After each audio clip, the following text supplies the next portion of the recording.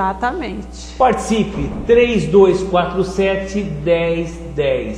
Ligue, participe, faça a sua pergunta, que é importante. Hoje vamos aqui esclarecer tudo que for referente a assunto de previdência social. E as perguntas aqui, elas não param. Doutora Vera, aqui a mulher com separação de corpos tem direito à pensão se ocorrer a morte do marido? Olha só, em que situação. Veja bem, separação de corpos.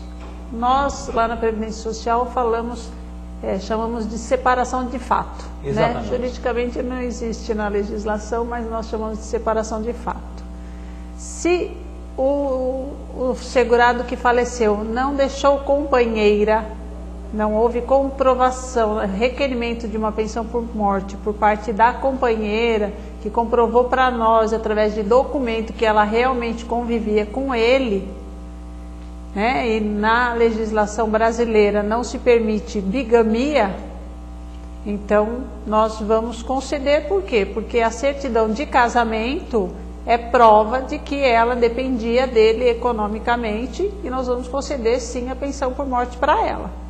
Agora, se houve a habilitação de uma pensão por morte de uma companheira que comprovou documentalmente que ela morava com o segurado por parte do óbito, aí a esposa, separada de fato, vai ter que comprovar para nós, através de documentos, que ela também dependia economicamente do segurado, e que se ela tivesse ido na justiça pedir a pensão alimentícia, ela teria direito. Com certeza. Então, o que a gente aconselha, separou de corpos, vá na justiça pleitear a pensão alimentícia, porque essa é a garantia de a pensão por morte quando o segurado falecer. Olha só que dica que você que está em casa assistindo, hein? Olha, e aqui a Mara do Botacel. Obrigado, Mara, você está ligando, sempre participando.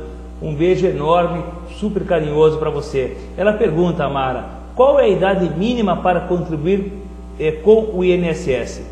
E se deixar de contribuir, deixa de ter a qualidade de segurado? Então vamos lá. Qual é a idade mínima? A partir dos 16 anos. Olha só. Você pode começar a contribuir como facultativo a partir dos 16 anos, então o estudante, a dona de casa. Perde a qualidade de segurado depois de 1 ano sem contribuir, se tiver de 12 a 119 contribuições. A partir de 120 contribuições, você tem até 2 anos mantida a qualidade de segurado. Perfeito, mas olha, é muito bacana dizer isso daí, porque muitas pessoas, elas indagam, né?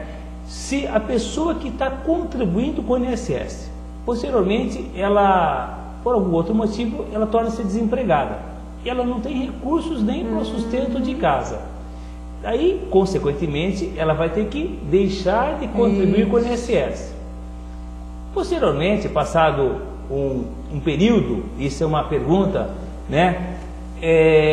Ela volta a contribuir depois de 10 anos. Ela pode fazer essa quitação dos 10 anos que ela deixou de contribuir? Veja bem, ela era empregada, né? Ficou desempregada. Perfeito. Para ela poder recolher esse período que ela ficou sem recolher, perfeito, ela teria que ter exercido uma atividade de profissional liberal, teria que ter sido autônomo, e ela teria que ter um documento que comprovasse que ela exerceu uma atividade. Se ela não exerceu uma atividade, ela não tem como comprovar para o INSS, ela não tem como vir perante a Previdência Social e recolher esse atrasado. Então, o ideal seria que ela pelo menos pegasse o PIS dela, porque hoje não precisa fazer uma nova inscrição, e sim se utiliza o mesmo número do PIS, começa a contribuir como facultativo, nem que seja sobre um salário mínimo, 20% de um salário mínimo, que se a gente for ver é pouquinho, 20% do salário mínimo. Mas teria que ter essa continuidade, mas tem que ter essa continuidade na contribuição. O INSS permite que tenha um espaço, um período de interrupção dessa contribuição? O importante é ele não perder a qualidade de segurado. Porque exatamente... O segurado facultativo, ele não pode ficar mais do que 6 meses sem contribuir, senão ele perde a qualidade de segurado. Se ele for um segurado, empregado ou um contribuinte individual, que é um autônomo, um médico, um engenheiro, ele pode ficar até 1 ano sem contribuir, que ele não perde a qualidade de segurado, aí ele pode recolher os atrasados. Perfeito. O facultativo é só 6 meses. Só que quanto mais tempo ele fica sem recolher, aí é mais difícil para ele conseguir recolher os atrasados. Então é preferível ele pegar esse PIS e contribuir nem que seja sobre um salário mínimo. Pelo menos, porque ele está garantido. Vai ter uma continuidade e ele permanece na situação de segurado. Ele tem um vínculo com o INSS. Sim, e os casos fortuitos, né, os imprevistos, gente, acontece. Eu tenho, para vocês terem uma ideia, uma amiga que ela trabalhou na antiga telefônica como telefonista. Aí, naquela época, ela era empregada. Como ela era cabeleireira, ela foi exercer a função dela de cabeleireira autônoma.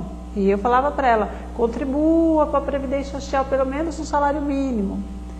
Ah, eu preciso ver, Vera, eu preciso ver. Ela não viu. Depois de muitos anos, que ela já tinha perdido a qualidade de segurado, o que aconteceu? Ela teve um derrame. E aí ela ficou inválida. Ela ainda está se recuperando dessa invalidez. Que benefício que ela conseguiu da Previdência Social? Nada. Por quê? Porque ela não ouviu a amiga dela. Ou seja, então, você que está aí em casa, saiba da importância da permanência do vínculo, como a doutora Vera está falando. Sim. Aqui, seja que não se interrompa. E nessa mesma linha, doutora Vera, tem uma pergunta de um aposentado que ele pode deixar a pensão para a pessoa que cuidou dele por muitos anos, não tendo ele cônjuge ou filhos menores, ainda que sem laços de parentesco? Não, não tem como. A gente tem 3 classes de dependentes dentro da legislação previdenciária.